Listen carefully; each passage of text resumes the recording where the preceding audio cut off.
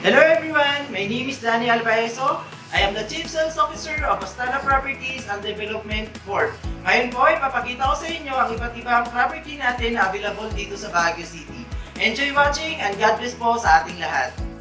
Ayan, ngayon po going naman po tayo sa property natin sa Bakaking Sor.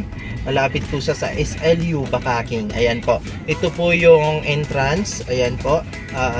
Going to the location po natin. Ayan po. Ang kagandahan naman po sa site na to, very developed na rin yung area natin. In the future po kasi magkakaroon din po dito ng isang very known hospital in this area, then also isa ding sikat na school from Manila. Ayan po.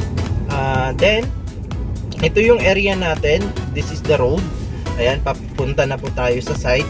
Titingnan po natin from doon kanina sa Arco kung saan tayo nagsimula na mag-video, kung ilang minutes po siya. Okay? By the way, hindi ko pinakita kanina, but malapit lang din po yun sa Baguio General Hospital. Marcos Highway, yun po yung Marcos Highway, yung kanina po doon sa may Arco. Ayan. Ngayon dito sa site natin, very highly developed din yung area na to. Ayan, may mga malalaking building din na dito na site. Ayan po, kung option din po natin na mag-aral dito sa Baguio City, this is the best location din po na ma-recommend ko sa inyo.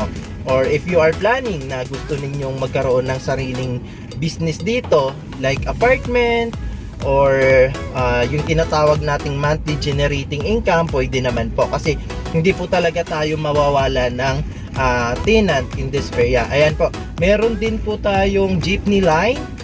May jeep line po dito. Taxi po natin 24 hours ang taxi po natin. Ayan po, kapag sa Baguio po, by the way, walang tricycle dito. Usually jeep at saka taxi po ang meron kasi mataas po yung mga area usually dito sa Baguio City. Ayan po, pag ano po, makikita na natin dito. Ayan, ito po yung barangay hall ng Bakaking Norte or SOR, Barangay Multi-Purpose Center. Then didiretsuhin lang po natin, meron naman po ditong church. Ito naman po yung Holy Family Parish Church. Ayan po. Then sa side dito, going to North Cambridge Condominium naman po siya. Ayan po.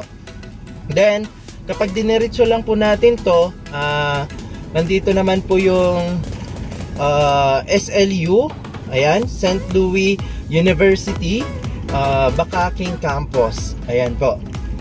Yung ating road dito, maganda, maayos, then tahimik na lugar po. Ayan. Sa ngayon po, it is the best time na kumuha ng property kasi medyo mababa pa po yung mga property natin dahil nga po pandemic tayo. Pero kung sakaling matapos na tong pandemic, baka biglang tumaas ulit po yung appreciation po ng mga property natin in this site. For more details po regarding doon sa property natin, pwede nyo po kaming i-direct message or tawagan po sa mga number na ibibigay po namin sa caption po ng video na ito. Ayan po, dito usually, ayan, may car wash din in this area, open siya 24 hours. Pelvis, Pinewoods Guest House, restaurant. Then ito pong nakikita nating aquatic facility, that is SLU, swimming pool po siya, or yung facility po ng St. Louis University. Ayun po, nakikita nyo po, St. Louis University dito sa Bakaking area. Ayan. Tapos dito sa side na to, na-develop na rin po. Ayan, meron din siyang remittance center. Tapos marami ding pagbibilhan, laundry area, creative tea, coffee, or mahilig po kayo sa milk tea. Ayan po. Itong pataas po na ito, sako pa rin po ito ng SLU Bakaking. Ayan po. Ayan. Didiretsuhin lang natin ng konti, then malapit na po tayo sa pinaka main entrance ng ating subdivision. By the way po, yung property natin is located at Eagle Crest subdivision po. Ayan po. Ngayon, ito po yung main entrance ng ating property. Sobrang lawak po. Ayan. Ayan, magpaalam tayo kasi may guard po ata dito or naka-lockdown po sila. May titingnan po tayong site dito. Ayan. Ayan, open ng guard. Sa ano boss? Ayan, dire-diretso po tayo. Ayan, nakita nyo po, nasa inside subdivision na po tayo. May guard po sila. Ayan, dire-diretsuhin lang po natin yan. Ayan. Karamihan po dito is residential at pinapaupahan din po ng mga may-ari. Usually po kasi yung iba ay nasa abroad. Ayan po. Kaya ang ginagawa po nila, pinapaupahan nila. But in this area, meron na naman siyang restaurant. Ayan po, Ren's Place, Transient and Student Residence. Pag diniretso po natin, this is a subdivision road. By the way, napansin po natin, ayusin naman po to. Ayan po. Malawak po yung road natin. This is two-way roads. Ayan po. Kasyang-kasya ang dalawang sasakyan kahit magkasalubong. Ayan, kitang-kita naman natin may kasalubong po ako. Ayan.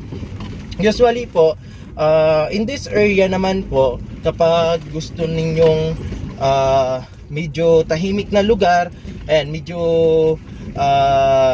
tahimik po yung area natin. Ay, malalaki din yung mga bahay dito. Ayan po. Ang available na property natin dito is meron po tayong corner lot. Ayan, ang nakaka-excite po dito at ang maganda sa location po natin is pwede nating gawing negosyo din. Ayan. Tapos dito meron din tayong tinatawag na open house. Ayan. Dinidevelop din nila yung area na yan. Ayan. Ito na po yung ating location. Ayan, sobrang lapit na po tayo. May available pa po dito na isa in this side. Ayan po, this is a corner lot. Nabili na yung isa dyan, that is 96. Then yung katabi niya, nabili na rin po yan. Ayan, yan yung first na property natin dito. Ngayon po, diretso po tayo doon sa isang site natin na available pa po sa ating property listing. Ayan po. Ayan, pag diniretso lang natin to, ayan, going to the subdivision na po, ay going to the property na po. Ayan. Yung road dito, ayusin po to. This is two-way roads. Kasyang-kasya ang dalawang sasakyan po dito. Ayan. 24 hours ang ating mode of transportation. Taxi, jeepney line, ayan po. Saktong-sakto po yan kasi malapit lang din po siya sa school. Ayan po, yung property natin. Nandito na tayo sa location. Ipapakita ko po sa inyo sa next video ko po kung gaano kaganda yung ating location. Ayan po, maraming salamat po. Thank you and God bless po. Ayan po, kanina po pinakita namin sa inyo kung ilang minutes po yung pagpunta dito sa property natin here in Eagle Crest Subdivision po. From doon kanina sa main highway ng Marcos Highway po, yung may Arco Board doon kanina, going dito mismo sa site natin. Ngayon po, ito yung available na lots natin dito. Nasa loob po siya ng subdivision. Ang maganda dito sa site po natin, it is a corner lot. Mula po doon sa dulo na yon, yung nakikita po natin, hanggang dito. Ayan po, ito yung road natin. Then, ikot na po doon sa kabila. Ayan.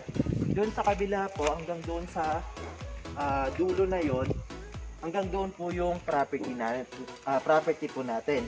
Ang kagandahan po dito, maayos na po yung road niya. Then, iikot lang po to going to the St. Louis University Bacaking Campus po. Ayan po. Ngayon, regarding sa property natin, yung mga ibang details po, pwede po namin kayong tulungan. Or if you have questions po tungkol dito sa property, you just PM us or call us po. Then, pwede po natin pag-usapan yan personally. Ayan po. Maraming salamat po. Sana nagustuhan po ninyo yung location natin dito sa Eagle Crest Subdivision. Ayan po, thank you and God bless po sa ating lahat.